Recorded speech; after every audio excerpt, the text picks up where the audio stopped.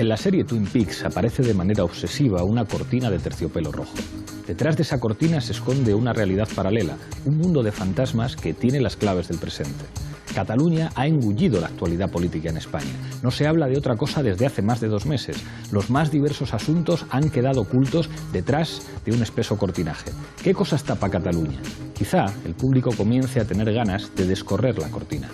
Esto escribía Enric Juliana en su columna en La Vanguardia. Hoy hablamos de Cataluña. Bienvenidos a Fort Apache.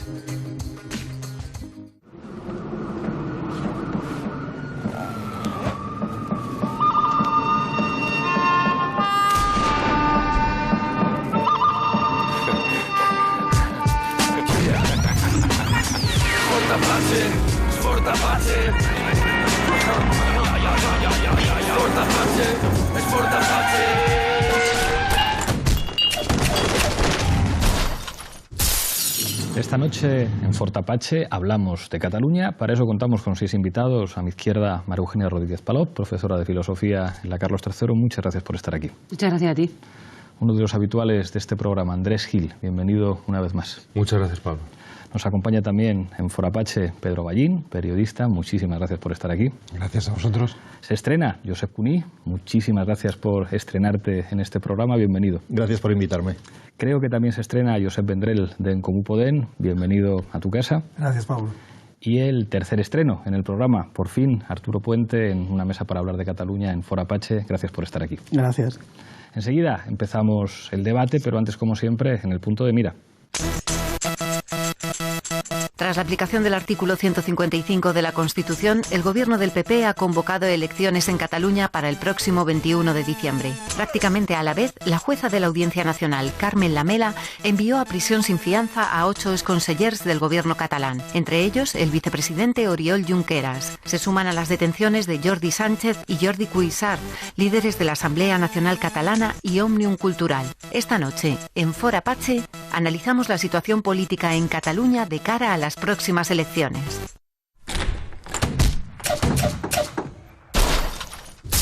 Empezamos, como siempre, en Fort Apache con la regla del minuto. Misma pregunta para los 6 invitados, 1 minuto para responderla. Da la impresión de que la situación en Cataluña pasó de la guerra de posiciones a la guerra de movimientos, o quizá no tanto. En 1 minuto, María Eugenia, parte de guerra, ¿cómo está la cosa? Bueno, yo diría que antes del 1 de octubre había un clima bastante entusiasta, donde se veían escenarios complejos pero resolubles. Después del 1 de octubre, lo que se ha instalado en Cataluña yo creo que ha sido más bien la angustia y la incertidumbre, considerando que además Cataluña venía ya de los atentados y que ha desembocado pues en este 155, es decir, que ha sido una sociedad muy maltratada en estos últimos meses, ¿no? Se han generado 2 bloques, claramente el unilateralismo, que no diría independentismo porque hay un independentismo que no es unilateral, ¿no? Instalado en el error histórico, para mi gusto, de la DUI, que se ha resuelto en estas renuncias concatenadas que hemos visto, yo creo que más bien tácticas, de Esquerra y de PDeCAT, ¿no? Y por otro lado, pues el bloque unionista de carácter revanchista, que ha generado un enemigo interno claramente y que se ha instalado también pues en el error prácticamente fascista del 155. Gracias, María Eugenia. Andrés. Bueno, yo creo que hay muchísimas incógnitas que en poco tiempo se irán despejando. A mí me interesa si efectivamente estos bloques de los que habla María Eugenia a lo largo de la campaña o antes o después del 21 de diciembre van a ir difuminándose. Yo creo que sí. O sea, yo creo que de alguna manera habrá actores irán acercándose. No sé si los comunes se irán acercando hacia algunos sectores del independentismo que renuncien a la DUI. Yo no sé si el Partido de los Socialistas de Cataluña se irá acercando a los comunes. Ahí algo tendrá que haber para que al final se pueda configurar un gobierno. Me interesa también cómo va a operar cosas que en el día a día parecían puntos de inflexión y que luego se van olvidando. O sea, cómo va a operar que estén consellers en la cárcel, que esté medio gobierno en la cárcel, el propio Junqueras, líder de un partido, qué va a pasar con la aplicación del 155, si va a influir o no va a influir, y luego también qué va a pasar con el voto independentista, que esta vez va a ser separado. No es el Junts pel Sí, sino que ahora son 3 listas y cómo todo eso va a resultar. Pedro.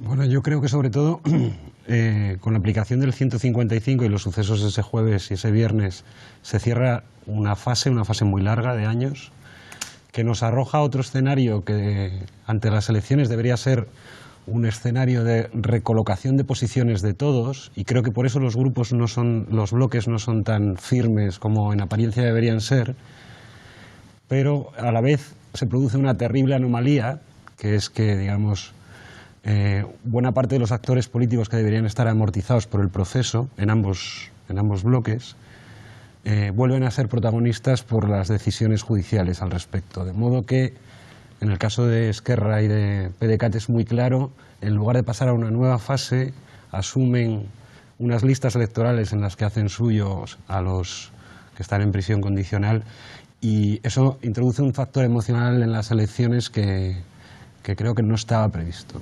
Gracias, Pedro. Josep.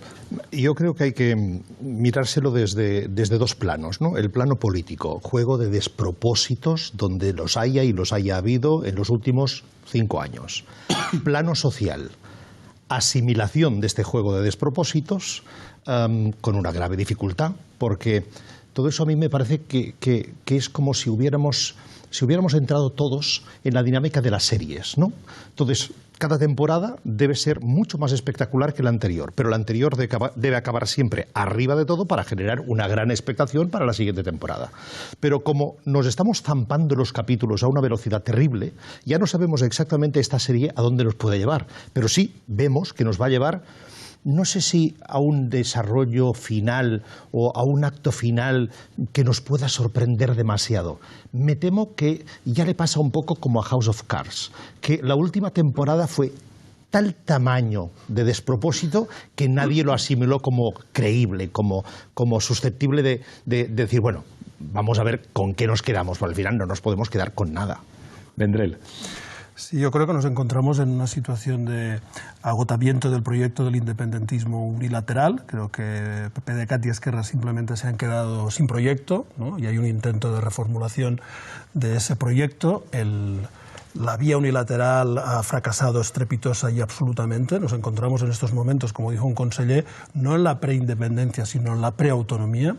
Y el llamado bloque monárquico autoritario tampoco no tiene una propuesta de solución real para Cataluña, que no sea la imposición autoritaria, porque el PP pretende restaurar el autogobierno después de las elecciones, pero que el espíritu del 155 y lo que supone se quede, ¿no? Yo creo que ese es el objetivo fundamental para decir, bueno, no hay posibilidad de avance real y democrático de la situación de Cataluña, ni hay negociación posible de cambio constitucional. Y una cosa que es muy preocupante, que es el impacto emocional. Lo que sostiene ahora mismo, lo centra la política catalana, está muy en el impacto emocional de los presos, de la gente que está en la cárcel. Arturo. Bien, una sensación de que no solamente hay una frustración en el independentismo, sino en todo el soberanismo. Todas las opciones para votar, todas las vías ensayadas para poder votar, desde el mismo estatut, que también fue votado, hasta el último referéndum unilateral, han fracasado, no ha funcionado, y por tanto la frustración es en todo el bloque soberanista. Yo creo que hay que recordar siempre que el gran problema en Cataluña es que las preferencias nacionales mínimas en Cataluña y las españolas están muy alejadas, y que este alejamiento además se ha ensanchado. Entonces, ver que se ha ensanchado después de 5 años, estamos peor, ¿no?, que hace 5 años, por tanto. Hay dos cosas que se han demostrado, y es que ninguna vía funciona, como decía, y además hay otra, que es que Cataluña se puede mantener dentro de España a la fuerza, que no hay nada que lo impida. Y esto hay que resolverlo, por tanto, no solamente en Cataluña, sino también mirando a España. Una pregunta que os quiero hacer, que es probablemente la más difícil y seguramente la más comprometedora, pero ¿cómo creéis que van a recolocarse las diferentes fuerzas políticas? Porque es verdad que cuando se produce un cambio de escenario, eso implica que todas las fuerzas tienen que recolocar su discurso, tienen que recolocar su política de alianzas y tienen que recolocar sus mensajes. Ya ha ocurrido una cosa que es impresionante, y es que, Junts pel Sí no repite. Eso es una recolocación del tablero de posiciones políticas en Cataluña notable. Y es verdad que, por el otro lado, hay una llamada de atención, sobre todo en los últimos días, de Ciudadanos y del Partido Popular, para recordar al PSC que les quieren allí con ellos en un bloque que pudiera servir eventualmente para hacer presidenta a Arrimadas. ¿Qué escenarios de recolocación calculáis, si es que esto se puede prever así a ojo y sabiendo además que en esta serie a veces hay puntos de giro que ocurre lo que nadie se imaginaba. Los guionistas tienen que darle mucho a la imaginación para hacernos atractivo a la posición, ¿no? Efectivamente, ¿no? Hombre, vamos a ver. Yo creo que aquí debemos partir de la base de que quien más, quien menos, querrá aceptarlo o no querrá aceptarlo, pero quien más, quien menos ve que el independentismo no es homogéneo, no lo ha sido nunca, pero lo ha disimulado. No es homogéneo por razones muy distintas, no solo ideológicas. Es evidente que la antigua Convergencia y la CUP no tienen nada que ver, al contrario, ¿no? A mí siempre me ha parecido, cuando llegó ese acuerdo de Mas con la CUP, como si en su época Cambó hubiera pactado con la FAI. Inimaginable. Pero las circunstancias hicieron creer que bajo ese paraguas del proceso todo sería posible y no pasaría nada, como si el día a día no fuera tan intenso y no marcara tantas posibilidades de desafecciones y de encontronazos. El independentismo no es homogéneo. Además, entre ellos hay unos recelos terribles que empiezan por las desconfianzas personales. No olvidemos que en la política las relaciones personales son tan importantes como en cualquier otro ámbito de la vida, aunque a veces teoricemos todos y hagamos creer que hay un doctorado en fuerzas superiores. No, las personas, si recelan de ellas, lo sabes bien, Pablo, por algo será. Y ya está además la frase aquella que no voy a repetir, famosa, ¿no?, de los enemigos y los compañeros de partido. O sea, todo eso ya lo sabemos. Y en el otro lado tenemos a unos socialistas, a un PSC, que está necesitado de desmarcarse de esa cabecera de la manifestación de la sociedad civil, de sociedad civil catalana, en la que estaba compartiendo pancarta y zeta con Albiol y con Arrimadas. Esa foto les ha perjudicado mucho. Los movimientos ahora de acercarse y de intentar insertar en su lista también a lo que había sido Unió y otros movimientos, digamos que de pasado y de presente, incluso nacionalista más que catalanista, puede ayudarles a redecorar el salón. Pero ahí hay unos hechos, y los hechos son tozudos. Y en este momento el problema que tienen, desde mi punto de vista, y hablo exclusivamente como periodista, faltaría más, los unos y los otros, es que ninguno aguanta su propio pasado.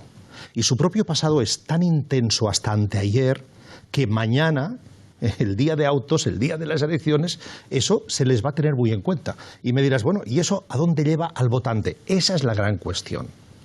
Porque el votante, digamos que decepcionado por engaño del independentismo, ¿qué hace? ¿A dónde va?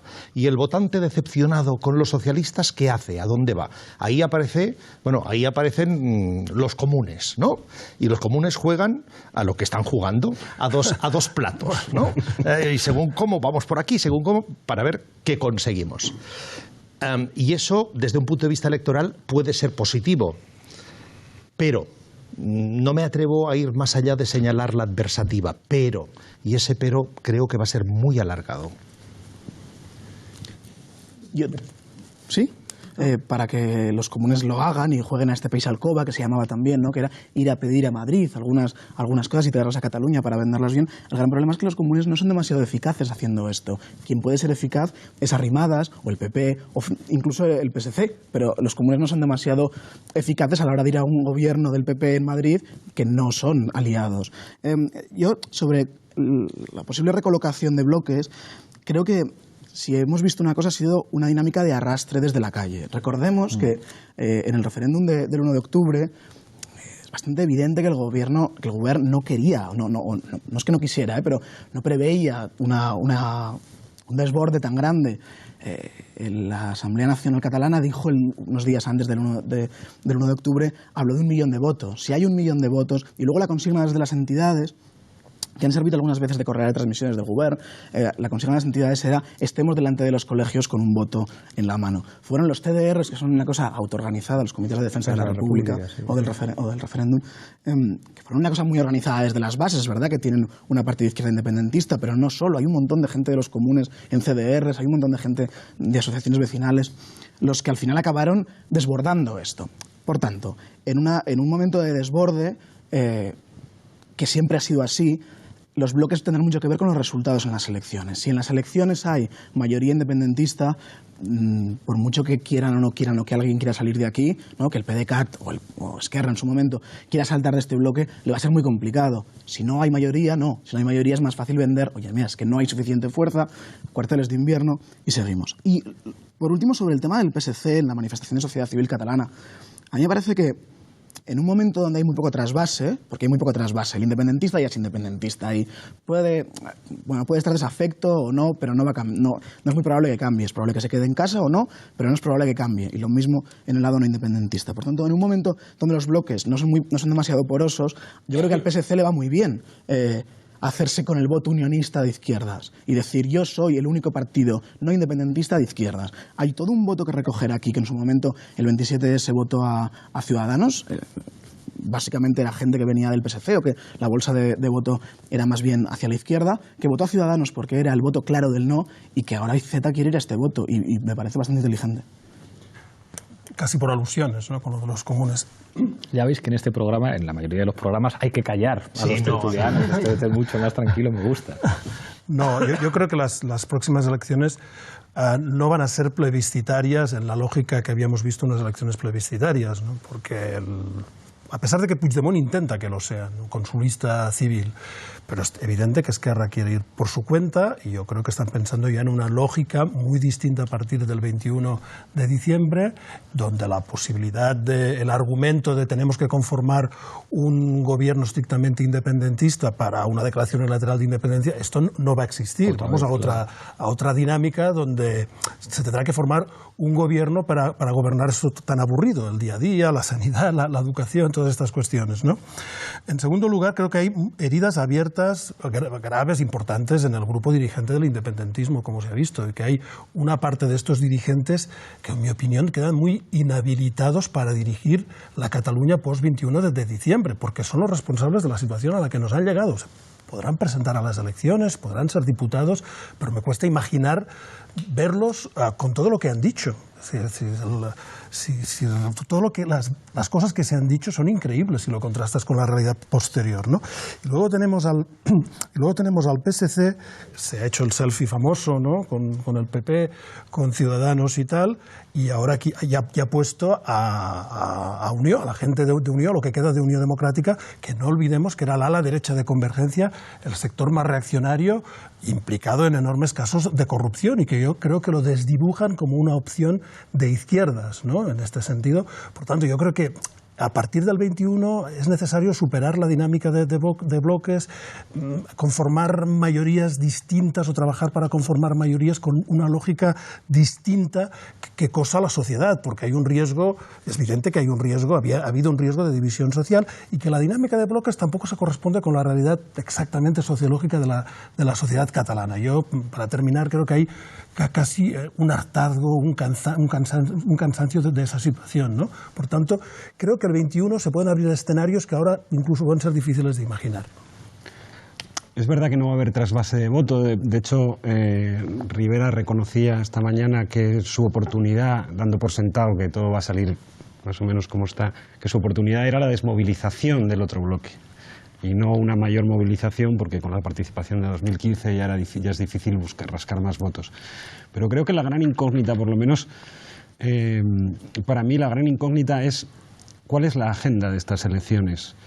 Independientemente de que el bloque independentista consiga mayoría, si consigue mayoría y se ve abocado por esta carga emocional que ponen en las listas los consellers en prisión preventiva o en Bruselas, ¿qué va a contar? Porque la temporada de la serie terminó y podía haber terminado de otra manera si el jueves Puigdemont convoca elecciones, pero en el viaje a Ítaca no puedes llegar. Cuando descorchas una botella de champán, eso no se cierra y la puedes cerrar, pero no vuelve a tener gas. Entonces, si se ven forzados a crear un gobierno porque tengan el bloque y porque ese componente emocional les obliga a crear un gobierno, ¿cuál es la agenda de temas para Cataluña ahora? Porque hay un riesgo de circularidad manifiesto, de ir saltando de elecciones plebiscitarias a referéndums pochos y de referéndum pocho a elecciones plebiscitarias. del que parece que no hay forma de salir, ¿no? Y creo que esta incógnita, conforme avancen las semanas también se acerquen las elecciones y veamos qué curso sigue la causa, si el Supremo asume toda la causa y si es así, quizá levante la prisión preventiva, y esto puede entrar en un escenario diferente, menos emocional y creo que en ese sentido menos conveniente para los intereses del bloque soberanista. Bueno, en buena parte toda esta cadena de renuncias yo creo que es muy táctica en este sentido, ¿no? Están generando un ambiente que permita precisamente al Supremo tomar la causa de la Audiencia Nacional. Yo creo que desde mi punto de vista es muy claro y ya veremos si esto sucede, si esta concatenación de renuncias permanece o no. A mí me parece que la DUI en realidad ha llevado a Junts pel Sí a un escenario de acción mutante, ¿no? En realidad es como aquel hermano siamés, los siameses, donde uno de ellos estaba cadáver, ¿no? En la acción mutante. Pues un poco eso, ¿cuál de ellos está cadáver? Es lo que ahora mismo parece que están intentando medir, ¿no?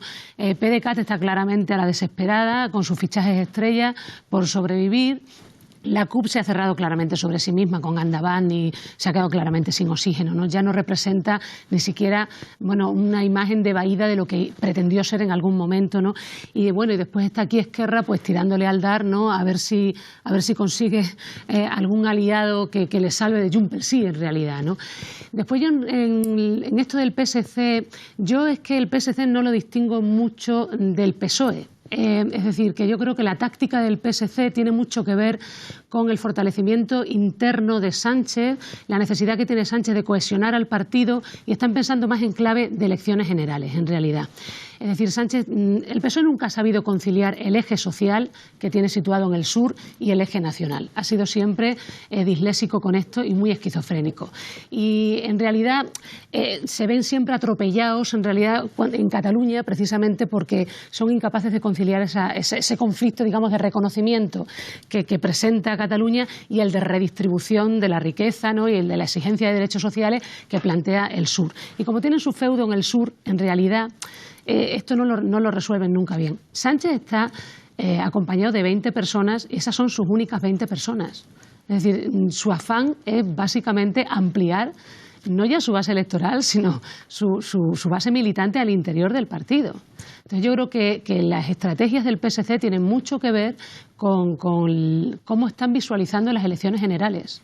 Es que el PSC era un partido que nace en realidad de la suma hace 40 años de 4 partidos, ¿no? Claro. Y a lo largo del tiempo ha ido perdiendo cada una de esas familias o corrientes y ahora lo que queda es poco reconocible con lo que fue la fundación del PSC con Joan Reventós y compañía. O con Maragall. O con Maragall, efectivamente. Entonces, bueno, no olvidemos que efectivamente con parte de los orígenes de Ciutadans son precisamente una escisión hacia españolista del PSC también. Que quiera desempeñar ese papel de la izquierda españolista en Cataluña, vamos a ver, en realidad yo creo que la clave está lamentablemente en la suma de los votos. Efectivamente, si suma un bloque, pues tirarán por ahí. Ojalá no fuera así, es decir, ojalá hubiera alguien que pudiera decir si el 80% de los catalanes más o menos están por el referéndum pactado, pues hagamos un programa de mínimos en eso y que se logre ir por ahí. Y entonces ahí sí podría buscar una mayoría más transversal o más alternativa a la que se podría configurar desde un principio. Me llama también mucho la atención que precisamente son unas elecciones convocadas por el 155 por aquellos que son en estos momentos irrelevantes parlamentariamente en Cataluña, ¿no? Que es el partido liderado por el Partido Popular, que está en la irrelevancia parlamentaria en Cataluña.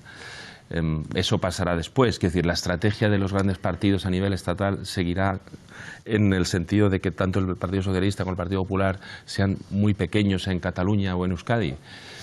Os quiero preguntar ahí, si me permitís, o sea, el independentismo en el procesismo yo creo que ha demostrado incuestionablemente ser un movimiento social y político imponente. Con una maquinaria de propaganda súper eficaz. Y además, yo creo que las consecuencias que ha dejado sobre el mapa de partidos catalán son tremendas. Y ahí es donde os quiero preguntar, sobre todo en las 3 fuerzas políticas independentistas, creo que está fuera de la cuestión que el movimiento de estos años ha dejado irreconocible, por lo menos en términos de músculo electoral, a la antigua Convergencia, que salvo que haya una sorpresa, todo apunta a que, digamos, el PDeCAT, con su nuevo nombre, digamos, va a estar muy lejos de lo que representaba electoralmente Convergencia y Unió en Cataluña. Por otra parte, en el caso de la CUP, parece que la CUP seguirá, pero digamos no quizá en unas condiciones tan ilusionantes como lo que había significado esa emergencia de la CUP y la enorme simpatía que había en Cataluña y la frescura que aportaba a la política catalana. Da la impresión, por lo que dicen sus propios dirigentes, que digamos, salen golpeados de este proceso también. Y, sin embargo, una fuerza política como Esquerra Republicana de Cataluña, digamos, parece que se puede consolidar como la gran fuerza política catalana, digamos, una condición que no ha tenido nunca. O sea, cuando hace años escuchábamos a Carod Rovira decir a mí me gustaría ser presidente de la Generalitat, era como, bueno, hombre, o sea, estando aquí el Partido Socialista y Convergencia y Unió, ¿cómo va a ser Carod Rovira algo más que conseller en CAP? Y de repente se plantea la única posibilidad en la historia de Cataluña y de España de que haya un presidente o una presidenta de la Generalitat que sea de Esquerra Republicana, con lo que eso implica para un partido, digamos, gestionar incluso una institucionalidad autonomista y al mismo tiempo poder ser una fuerza política absolutamente crucial para la suerte de la política española. Entonces ahí me pregunto qué debates estarán teniendo en Esquerra Republicana de Cataluña con respecto a su papel, porque claro, estar puesto detrás de Puigdemont y en una lista de Junts pel Sí que de alguna manera colocaba como primer actor a la vieja Convergencia es una cosa. Otra es de repente verte con una situación en la que tienes que decir ahora las decisiones las tengo que tomar yo, y normalmente tomar decisiones es algo mucho más difícil que participar en un movimiento. Pero fíjate, quien aupó a Carod Rovira y Esquerra Republicana en aquella época fue el PP de Aznar. No olvidemos eso. Quien ha aupado a Esquerra Republicana ahora es el PP de Rajoy. Quizá con la larga sombra de Aznar, quizá, ¿no? Sobre todo a la hora de aplicar las medidas más duras. Es evidente que Esquerra Republicana lo que quiere es convertirse de una vez en la fuerza central catalana a través del independentismo. Y es evidente que intenta recuperar lo que en época de Carod se intentó pero no se consiguió, que es que ser independentista y defender la independencia y la república sea compatible con ser de izquierdas, porque una de las deudas de Esquerra Republicana con su electorado es que cuando ha apostado una cosa parecía esa dislexia de la que hablaba María Eugenia, no podía ser, o sea, si miraba hacia el independentismo se olvidaba que era de izquierdas, si miraba hacia las políticas de izquierdas entonces parecía que se apartaba del independentismo. Bueno, aunar todo eso en Cataluña no es fácil, a pesar de que los resultados electorales de los últimos tiempos, que son muchos, siguen demostrando que el movimiento independentista como tal movimiento es más de izquierdas que no de centro-centro-derecha. De ahí que Convergencia, PDeCAT y como se vayan a llamar ahora Junts per Catalunya, estén un poco, no diré que pulpo en un garaje, pero un poco desmarcados, porque claro, luego vienen las políticas del día a día, las políticas sociales y económicas, y ahí se han visto, digamos que empujados a tomar una serie de decisiones en contra de su electorado natural, en unos casos por la CUP, porque Esquerra Republicana no quería tampoco que la CUP le fuera absorbiendo su sector de izquierdas. Entonces veías a los convergentes diciendo, bueno, es claro, como se ironizaba, como los de la CUP, al final a la CUP les han votado los hijos de los convergentes de toda la vida, se decía, para ironizar, pues claro, los padres a los hijos se lo perdonan casi todo. A la hora de la verdad se han dado cuenta que si eran los hijos fueron demasiado lejos y ahora esperan que vuelvan al carril. ¿Volverán o no volverán al carril los hijos, al carril de los padres? No sé. ¿Seguirá la CUP siendo la segunda fuerza más votada en Sant Cugat, la ciudad del entorno de Barcelona con mayor renta per cápita y con un estatus económico, social muy importante? Esto también se verá. Pero es que yo creo, y por eso creo, que sí que esas elecciones van a ser plebiscitarias. Pero no de un solo plebiscito, sino de muchos plebiscitos a la vez. Está el plebiscito independencia sí, no, pero luego, como están los dos bloques, cada bloque es una falsa unión, porque la unión es solo por razones independentistas, no es para nada más. No tienen tampoco nada que ver, por supuesto, o parecía, el PP con el PSOE y con Ciutadans, un poco los dos, porque Ciutadans efectivamente es fruto de una derivada socialista que luego, cuando ya se le acaba la mina del oro socialista, va a escarbar a la mina del oro popular. Y ahora ha aparecido en algunos momentos incluso como si estuviera a la derecha del Partido Popular, en algunas posiciones, en el mismo Congreso de los Diputados. El último CIS lo revela clarísimamente. Efectivamente. Además. Con lo cual, bueno, ahí la historia, yo creo que la historia pasa por saber, pero eso lo sabremos el día 21 por la noche, cuál será el gran partido central de esta situación. Y ahí es donde también los comunes están jugando para ser el partido central, que no quiere decir el partido de centro, sino el central, el que vaya a repartir el juego en el campo de fútbol a partir del día 22. Ese jugador central que, bueno, lo que era Xavi para el Barça, ¿no? Que repartía el juego perfectamente y los demás sabían si podían o no podían desmarcarse. Quedémonos con esa metáfora. Ahora mismo te doy la palabra, pero antes vamos a ver un vídeo de zapping que nuestro redactor de origen alemán, Tristan Mayer, nos ha preparado. Adelante, vídeo.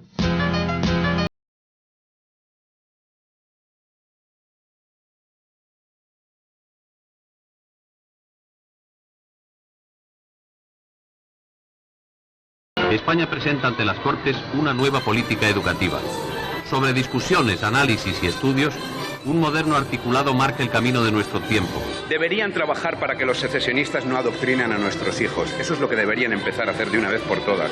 Para que la educación que ellos imponen no sea lo que es ahora, una fábrica de crear robots que solo piensan lo que ellos quieren que piensen. Gerona conmemora el 150 aniversario de los gloriosos sitios que sufrió en la invasión napoleónica durante la gran epopeya de la Guerra de la Independencia. El ministro de la Gobernación, don Camilo Alonso Vega, ostenta en estos actos la representación de su excelencia el jefe del Estado. La juez de la Audiencia Nacional, Carmen Lamela, asume por completo la petición de la Fiscalía por riesgo de fuga y de reiteración delictiva. Estos son los exdirigentes de la Generalitat que tendrán que ingresar en prisión. En los días de supremo peligro para la patria, él supo salvarla con su presencia heroica. La unidad de los españoles y su disciplina es base de nuestro renacimiento presente y futuro. Epílogo de la guerra en Cataluña. Las legiones enemigas se refugian en el suelo de Francia. He aquí el llamado presidente, en el momento de atravesar la frontera, al subir a un magnífico automóvil que le hará olvidar a las pobres víctimas de sus prédicas.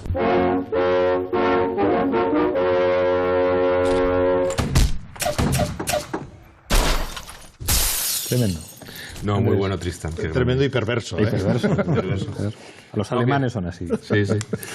Que Cuní decía, ¿no?, que si podían ser los comunes partido central. La duda que yo tengo es si pueden ser partido central o se quedarán en partido bisagra o se quedarán entre dos aguas sin poder hacer ni una cosa ni otra. Quiero decir, las anteriores elecciones fueron también el voto de tu vida, ¿no?, decía el bloque independentista. Yo creo que estas para los comunes también es un poco eso. Porque al final ellos vienen a intentar representar el puente, un nuevo horizonte constituyente, un nuevo proyecto de país, la idea del referéndum pactado, la idea del entendimiento, de más soberanía para Cataluña, pero dentro de España. Es decir, una música que puede sonar muy bien y que no sabemos si precisamente en estos tiempos de guerra del nodo se volverá hegemónica o se quedará aplastada. Yo creo que esto es algo muy interesante para ese día, ¿no? Sí, yo creo que una cosa que ha hecho el proceso estos 5 o 6 años es precisamente romper la transversalidad típica de los espacios políticos en Cataluña. Quiero decir, el PSC era un partido de carácter transversal, fruto del catalanismo de izquierdas, con un electorado diverso, Maragall y el área metropolitana, para entendernos, ¿no? Nadal en Girona, en fin, y el Ayuntamiento de Barcelona, era eso, ¿no? Y Convergencia, de una forma distinta, también llegó a representar eso, o incluso llegó a intentar ser eso, ¿no? Y eso era y evidentemente el PSUC en su momento. Lo que estamos viendo ahora es un PSC que ha hecho una opción, que ha dejado de ser el partido, ha dejado de tener esa vocación de transversalidad, en ese sentido de coser la sociedad catalana y de representar a sus clases populares en toda su diversidad, ¿no?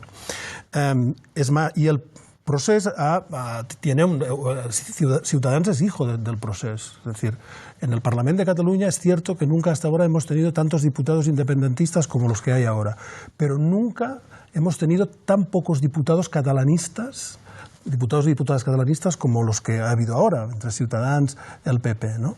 Yo creo que los comunes, Cataluña en Comú, sí que tenemos esa vocación de esa transversalidad que representaba el catalanismo y de representar a sus clases populares tal y como eran. Es decir, lo que alguien decía como que quizás la próxima legislatura será la autodeterminación interior, no tanto la exterior sino la interior, en el sentido de decidir qué país queremos ser, qué tipo de país que queremos ser. Y ahí puede haber, cojo lo que decía Josep, ¿no? Quizás el plebiscito es sobre qué idea de país, un país de bloques o un país donde exista esa transversalidad y lo que se confronten sean proyectos sociales distintos. Yo creo que no vamos a volver a 2015. Es cierto que en Cataluña las elecciones catalanas siempre terminan siendo, la derecha nacionalista siempre ha intentado que sean elecciones donde se dirima entre Cataluña y España bajo diferentes fórmulas, ¿no? Son las elecciones catalanas. Pero hay una cuestión que creo que es muy relevante en relación a 2015, que es que el imaginario de la unilateralidad se ha roto. Y, por tanto, la única salida política de Cataluña ya no se juega solo en el terreno estricto del Parlamento de Cataluña, también se juega aquí, se juega en el conjunto de España, ¿no? Y ahí hay fuerzas políticas que tenemos más capacidad de juego que otras que están encerrados estrictamente en el lado catalán. Y para terminar, lo que tiene que gestionar Esquerra Republicana es qué le dice a su gente y a su entorno electoral, social, qué le dice en relación a que no ha sido posible la República Catalana. ¿Cómo aterriza esos centenares de miles de personas a la realidad política concreta, ¿no? Cuando ANC y Òmnium pues seguramente no van a ayudar demasiado a conseguir que esa parte de la sociedad catalana aterrice en la realidad, ¿no? Yo estoy muy de acuerdo con algunas de las cosas que decías, pero es verdad que también este hecho de que se haya roto la unilateralidad es una fortaleza para los comunes, pero también es una debilidad en el siguiente sentido, en el sentido de que si siempre ha habido una demanda, es decir, la demanda consolidada en Cataluña es poder votar sobre la independencia, ¿no? Es un soberanismo. Las mayorías son bastante amplias en el hecho del referéndum pactado. El tema es que entonces, si los comunes van con este programa, no es al Parlamento de Cataluña donde lo tienen que pedir. Esto es la gran debilidad. Es una fortaleza porque tú tienes una pata en el Congreso, entonces puedes pedirlo. Pero es cierto que también vas con un programa que está fuera de las elecciones catalanas. Esto, para mí, es el principal tema con el que van a tener que jugar los comunes. Esto de dar juego, que es verdad que te da siempre una posición central y, por tanto, te refuerza bastante. En la última legislatura hay que recordar que no les ha funcionado muy bien. A Catalunya Sí que es pot, al grupo de Catalunya Sí que es pot, fuera de los problemas internos o fuera de los problemas parlamentarios. Es verdad que no le ha ido muy bien este hecho de ser bisagra. Sobre el tema del PSC y CiU, ¿no? De que es verdad que antes pues había muchos PSCs. Esto suele pasar bastante con los partidos régimen, con los partidos que son muy amplios y por tanto tienen que tener muchas sensibilidades internas. Cuando los espacios políticos se hacen más pequeños, cuando se da más al voto de nicho, esto deja de ser. Y esto, por ejemplo, le pasa mucho al PDeCAT. El PDeCAT ahora mismo no sabe si ser un one issue party, un partido simplemente independentista y por tanto vas con la lista del presidente, pones a todos los independentistas, etcétera, y a la gente más destacadamente independentista, o no, o volver a ser un partido de orden, un partido de clase alta, un partido de empresas, del IBEX, volver a esto que había sido. Por tanto, este es un debate interno del PDeCAT que les está triturando, y para mí este es el gran debate que les está triturando. Hablábamos de Esquerra, ¿no? Y Esquerra, evidentemente, quiere ser el partido de la centralidad. El problema es que en una política de bloques, donde hay un bloque unionista y un bloque independentista, Esquerra, que es independentista, que tiene mucho pedigrí independentista, es muy complicado que sea un partido de la centralidad independentista, en todo caso. Lo que sí que puede ser es un bloque independentista, es el partido que aglutina el independentismo. Y yo creo que va hacia esto. Hay que recordar, por cierto, que Esquerra es el partido que más ha gobernado en Cataluña en los últimos 15 años. Esto es una cosa que muchas veces se le olvida a la gente, pero es cierto que Esquerra ha estado en los gobiernos del tripartit y después ahora en el gobierno de Junts pel Sí.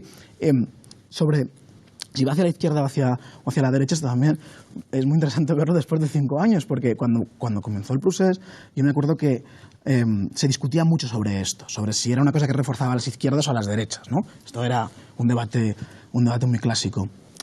Más allá de que los partidos de la derecha independentista, de la derecha nacionalista y ahora independentista estén triturados, como decimos, lo cierto es que para ganar votos han necesitado irse hacia la izquierda. Y ahora mismo hay un alineamiento muy fuerte que hemos visto, ¿no? El IBEX saliendo de allí, IBEX y más empresas, pero sectores económicos muy fuertes saliendo de allí y poniéndose muy claramente.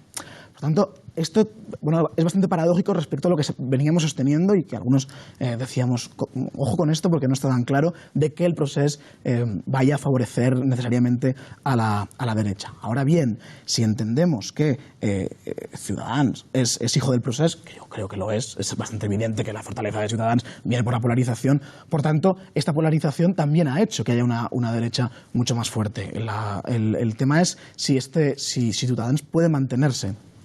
Porque la derivada más interesante de esto, yo creo, que es en el escenario español, en el plano español. En el plano español, Ciudadanos sí que se está poniendo muy fuerte. Y esto es una cosa que ha pasado en Cataluña, que yo es que no soy de Cataluña, soy de Navarra, y soy un visitante en Cataluña. Y una cosa que pasa ya es que no se sabía que existía una cosa que era la nación española. O sea, sí, y existe una cosa que es la nación española. En Navarra sí lo sabéis. En Navarra sí. En Navarra lo tenemos bastante claro esto. Pero es curioso porque no está claro, ¿no? No lo tenían muy claro de que existía una cosa muy poderosa, que se llama nación española, que no tiene por qué despertarse, pero que hay un momento donde si tocas mucho la bestia se despierta, es muy poderosa y te puede hacer mucho daño. Y esto es una de las cuestiones que se están dando cuenta, creo, ahora. De todas maneras, sobre ese despertar de la nación española, yo creo que la Generalitat no se ha topado con la nación española, se ha topado con el Estado español, que es una cosa de existencia imposible de cuestionar desde el siglo XV y además, como todos los grandes organismos, es un organismo con una capacidad de autodefensa que trasciende con mucho incluso la voluntad del gobierno de turno, que es lo que ha pasado aquí. Y quizá esto no se midió bien en su momento desde la Generalitat, y cuando se hablaba del choque de trenes, yo recuerdo además con Enric Juliana haber hablado mucho en el periódico de que en realidad era una furgoneta contra un tren, y que es verdad que cuando una furgoneta se atropella por un tren, el tren descarrila en el 90% de los casos. Yo hice sucesos en mis primeros años y das fe, ¿no? Pero la furgoneta se lleva claramente la peor parte, y esto es un poco lo que ha pasado. La otra cosa, la nación española, que es una cosa mucho más discutible, pero en cuanto a su tamaño y cuánto pesa, que nuestro amigo Jaime Miquel, analista de sondeos, dice que son 4 millones de personas, o como mucho pueden crecer hasta 7 en periodos de mucha excitación, y que se reparten entre varios partidos, y que claramente ahora en el ámbito estatal se los quiere quedar Ciudadanos, que le ha hecho una horquilla por ambas partes al PP con este asunto. Pero el asunto es que al haber sacado las banderas a la calle, independientemente incluso de que el independentismo catalán sea una cosa muy mixta, que introduce los valores republicanos y sociales mezclados con otros y no tenga un componente tan puramente nacionalista en el sentido alemán romántico que tiene el nacionalismo vasco, que es un ejemplo de nación perfecta en ese sentido, Euskadi.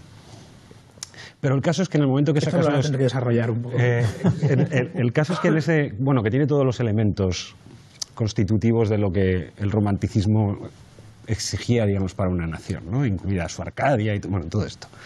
Pero estos elementos introducen una distorsión muy fuerte sobre las elecciones, porque de repente se han movilizado las banderas. Entonces ya no es...